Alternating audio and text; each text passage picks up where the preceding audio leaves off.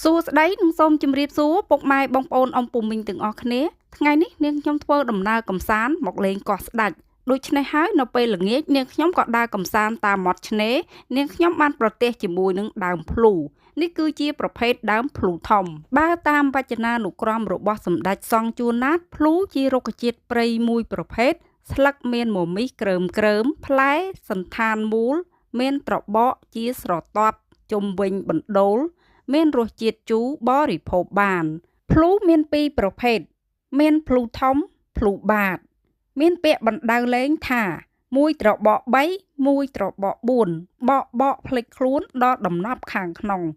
តើគឺអ្វីគឺផ្លែភ្លូហើយចំពោះរុក្ខជាតិភ្លូដែលនាងខ្ញុំកំពុងថតបង្ហាញចែកជូនដល់ពុកម៉ែបងប្អូនអ៊ំពូមីងទាំងអស់គ្នាឲ្យបានឃើញនៅថ្ងៃនេះគឺជាប្រភេទភ្លូធំមានកម្ពស់ចាប់ពី10ទៅ20ម៉ែត្រហើយមានសម្បកពណ៌ប្រផេះនៅពេលសម្បកចាស់ប្រេះទទឹងស្លឹកភ្លូមានរាងជាពងក្រពើស្រួចឬមូលមានបណ្ដោយប្រវែង15ទៅ18សង់ទីម៉ែត្រនិងទទឹងប្រវែងពី7ដល់14សង់ទីម៉ែត្រមានរោមមមីសក្រើមនៅខាងក្រោមស្លឹកភ្លូមានផ្កាមួយពណ៌លឿងនៅខាងចុងមែកមានទំហំពី10ទៅ15សង់ទីម៉ែត្រមាន5ត្របកចេញផ្កានៅក្នុងខែកុម្ភៈរហូតដល់ខែមេសាផ្លែមូលជាច្រើនស្រទាប់មានប្រវែង4ទៅ5សង់ទីម៉ែត្រទទឹង3ទៅ4សង់ទីម៉ែត្ររុក្ខជាតិនេះដុះដោយឯងមិនមានអ្នកដាំនោះទេ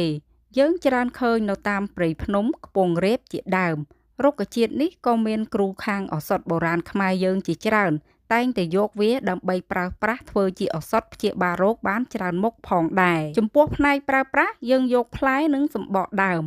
ផ្លែភ្លូមានរសជាតិជូរយើងអាចប្រើប្រាស់ធ្វើជាថ្នាំដើម្បីបំបាត់ការស្រេកទឹកសម្បកដើមមានរសជាតិជត់យើងអាចប្រើធ្វើជាថ្នាំដើម្បីព្យាបាលរោគរាគមូលដោយយើងគ្រាន់តែយកសម្បកដើមប៉ុន3ថ្នប់ដៃដាក់ដាំទឹកឲ្យពុះហើយផឹកក្នុងមួយថ្ងៃចំនួន3ដងនោះរោគរាគមូលនឹងបានធូរស្រាលមិនខានឡើយហើយសម្បកដើមនេះផងដែរយើងក៏អាចយកទៅផ្សំជាមួយនឹងរុក្ខជាតិដទៃទៀតធ្វើជាថ្នាំព្យាបាលរោគឬដូងបាតនិងជួយផ្សះស្បូនបានផងដែរចំពោះកម្រិតប្រើប្រាស់វិញគឺយើងប្រើចំនួន